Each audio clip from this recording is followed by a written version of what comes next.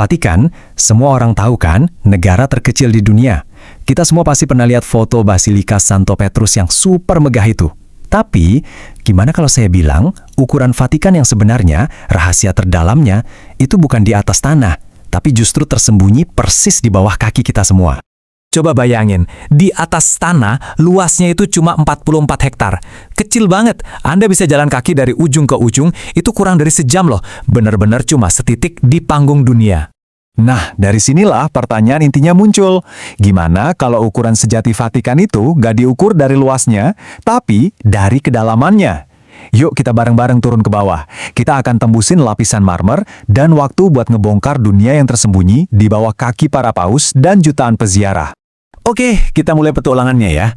Di bawah lantai gereja termegah di dunia ini, ternyata bukan cuma ruang bawah tanah biasa. Bukan, tapi ada sebuah kota. Ya, kota utuh yang udah terlupakan, yang umurnya bahkan lebih tua dari Vatikan itu sendiri.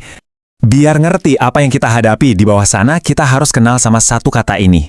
Nekropolis. Ini bukan sekedar pemakaman loh.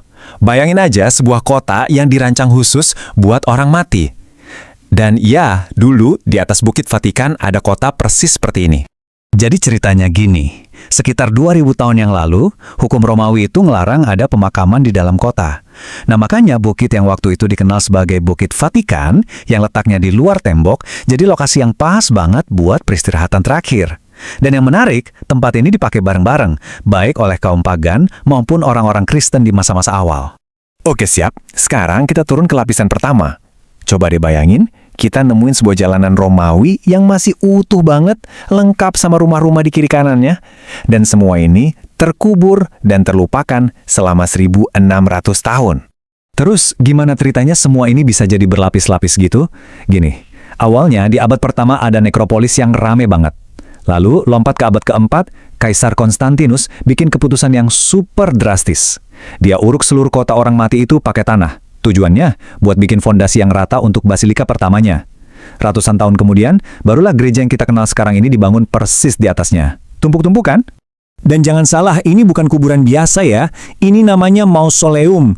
Anggap aja kayak rumah-rumah mewah buat orang yang udah meninggal.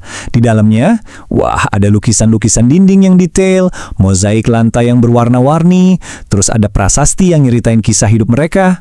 Dan yang paling bikin takjub, simbol pagan dan simbol Kristen awal itu ada barengan, samping-sampingan.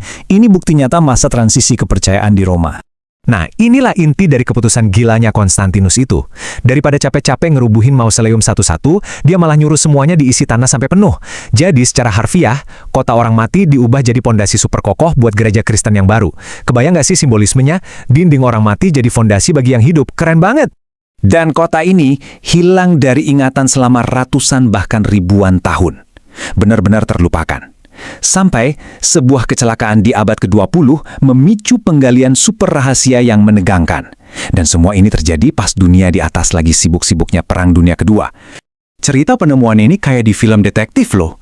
Jadi tahun 1939 ada pekerja lagi nyiapin makam buat Paus Pius XI. Nggak sengaja, mereka ngejebol lantai dan nemuin sebuah ruangan kosong. Pas dilihat lagi, di baliknya ada ruangan lain. Ternyata, mereka baru aja nemuin atap dari sebuah mausoleum Romawi kuno. Paus Pius XII yang waktu itu baru aja naik tahta, langsung sadar, wah ini penemuan besar. Dan dia pun langsung memerintahkan penggalian rahasia.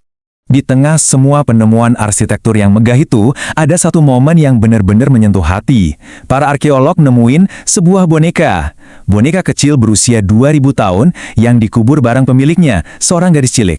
Dan yang bikin merinding, pas dia angkat, sendi-sendi tangan dan kakinya itu masih bisa digerakin. Gila kan? Ini benar-benar jembatan emosional yang luar biasa ke masa lalu. Tapi, penggalian rahasia ini punya satu tujuan utama. Satu misi besar yang bisa jadi bakal mengkonfirmasi atau malah mengguncang salah satu pilar terpenting gereja Katolik. Misi mereka adalah menemukan makam Santo Petrus. Gak lama, para arkeolog sadar ada yang aneh.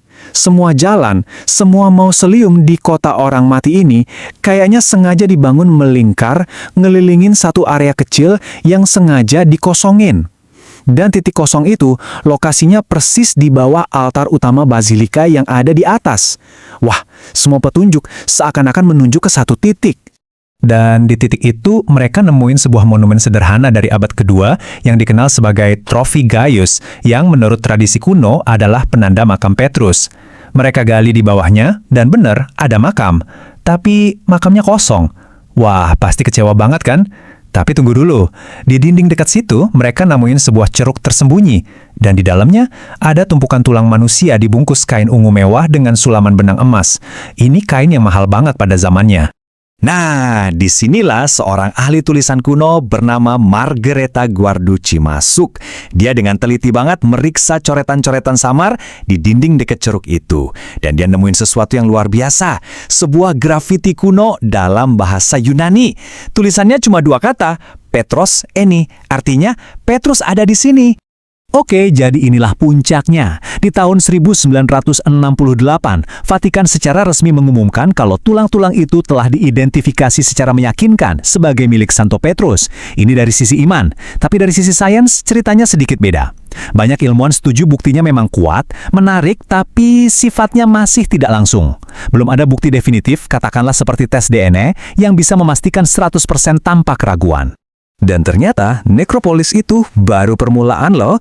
Ceritanya nggak berhenti di situ. Yuk kita lihat gambaran besarnya. Karena di bawah Vatikan itu bukan cuma ada satu, tapi beberapa dunia tersembunyi. Masing-masing punya rahasianya sendiri. Jadi kalau kita bedah, setidaknya ada 3 lapisan utama. Lapisan paling dalam, paling tua, itu nekropolis yang tadi kita bahas. Nah, di atasnya ada grotos atau gua-gua Vatikan. Disinilah para paus dari abad pertengahan sampai sekarang dimakamkan. Terus, di atasnya lagi, ada arsip. Ini ibaratnya harddisknya gereja. Isinya dokumen selama lebih dari 1000 tahun. Biar kebayang segede apa arsip ini, coba bayangin semua rak bukunya, dikeluarin dan dijajarin jadi satu garis lurus. Panjangnya itu bisa mencapai 85 km. Itu lebih dari 2 kali lari maraton loh. Gila banget. Terus, isinya apaan aja di rak sepanjang itu? Wah, sejarah dunia. Ada surat dari Raja Henry VIII yang minta cerai, yang akhirnya jadi pemicu reformasi di Inggris. Ada juga surat keluhan dari Michelangelo soal bayarannya yang telat pas lagi ngecat langit-langit Kapel Sistina.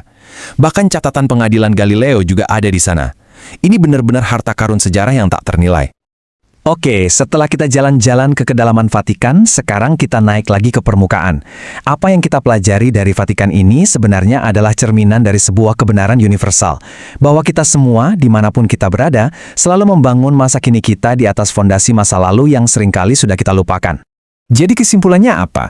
Gini, secara fisik di atas tanah, Vatikan memang negara terkecil di dunia. Nggak ada yang bisa bantah itu. Tapi, kalau kita ukur berdasarkan kedalaman sejarah, budaya, dan misteri yang terkubur di bawahnya, Vatikan mungkin jadi negara yang paling dalam. Cuma 44 hektar di permukaan, tapi di bawahnya ada keabadian. Dan ini semua membawa kita ke satu pertanyaan terakhir buat direnungkan. Kita udah lihat apa yang tersembunyi di bawah Vatikan. Tapi, ini jadi bikin kita mikir kan? Sejarah apa? Cerita apa? Atau mungkin dunia terlupakan apa ya yang ada persis di bawah tempat kita berpijak saat ini?